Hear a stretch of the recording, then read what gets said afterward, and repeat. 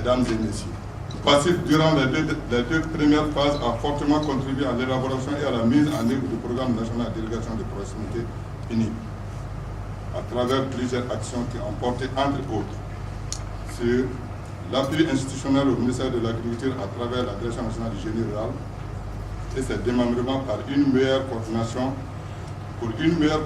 du sous-secteur de l'irrigation de proximité. L'appui à la mise en place de l'opérationnalisation des organes de coordination et de suivi du programme national d'irrigation de proximité au niveau national et régional, comme les CTSP et les CTRSI. L'appui d'ordre financier, logistique et renforcement des capacités des organes de coordination et du suivi du PNUD.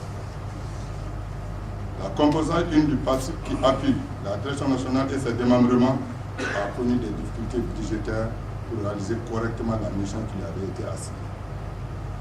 Pour cette nouvelle phase en cours de préparation, je souhaite vivement que des mesures appropriées soient prises pour sécuriser le financement de cette composante qui est d'une importance capitale pour l'appropriation, la capitalisation et la durabilité des efforts déployés par le passé pour contribuer significativement à la mise en œuvre. Par ailleurs, je vous exhorte à accorder une attention particulière à la clarification des rôles de toutes les parties prenantes du processus de transfert des aménagements hydro-agricoles de proximité des IPO. Concernant les activités de formation, il s'avère impérieux de prendre en compte, en plus des acteurs intermédiaires, la formation des acteurs ciblés. Distingués invités, mesdames et messieurs, permettez-moi de magnifier ici la coopération allemande, qui n'a jamais cessé d'apporter de façon constante son appui technique et financier au Mali en général et de façon singulière à la Direction nationale du génie rural depuis 2008. Qu'elle en soit remerciée. Je me sois permis aussi de remercier au nom du ministère de l'Agriculture le gouvernement allemand pour tous ses efforts déployés à l'endroit du Mali dans l'optique d'un soutien à un développement socio-économique durable. Je voudrais aussi, à mon nom propre et au nom de tous les travailleurs de la Direction nationale du génie rural, adresser mes remerciements à la coopération technique allemande, aux partenaires techniques et financiers sans lesquels la mise en œuvre du PNUD ne serait une réalité. Monsieur le conseiller technique principal du passif.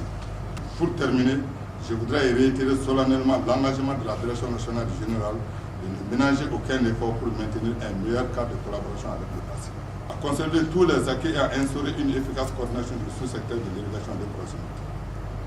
Je vous remercie pour votre aimable attention. L'implication de la Direction nationale de l'agriculture à la mise en valeur des activités d'appui conseil. Et bien évidemment, le renforcement de l'appropriation de la cellule sucre par la DRGR comme outil d'amélioration à la coordination du sous-secteur de l'IP.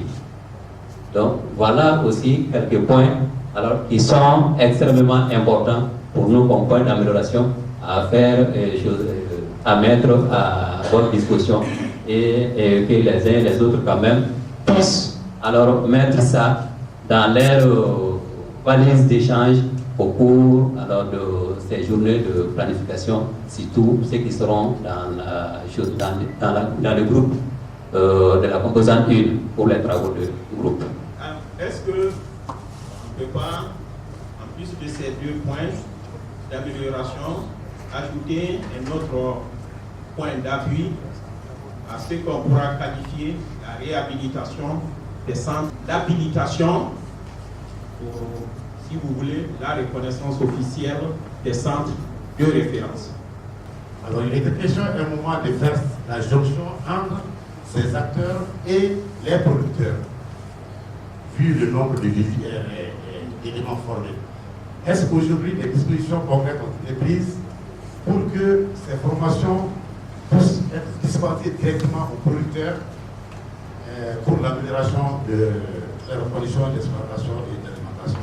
Après un parcours de 2012 jusqu'à maintenant, il dit, est-ce qu'on ne doit pas mettre dans les perspectives l'habilitation au niveau de l'État, n'est-ce pas, de ces centres comme étant référence, comme ayant des capacités pour que les autres structures travaillant dans le domaine de l'irrigation de proximité s'en réfèrent.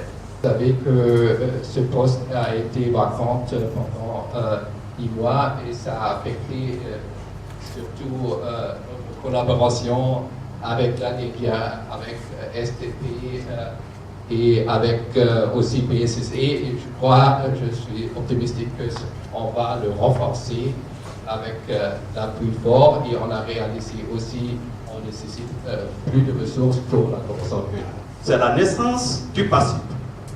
Une petite cellule avec Bonga et quelques conseillers au sein de la DNIGR qui commencent à réfléchir pour dire oui, le Mali est très fort en matière de grande irrigation. Mais cependant, l'irrigation de proximité, oui, il y a des potentialités, il y a des bas-fonds. Alors, les gens commencent à réfléchir, est-ce que ça ne peut pas être un levier important pour la sécurité alimentaire?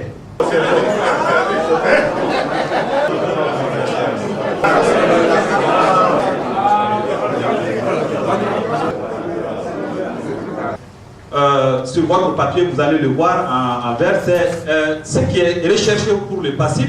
Le changement qui est induit pour le PASSIP, c'est l'amélioration de la situation économique et nutritionnelle de la population rurale travaillant dans le domaine de l'irrigation de proximité.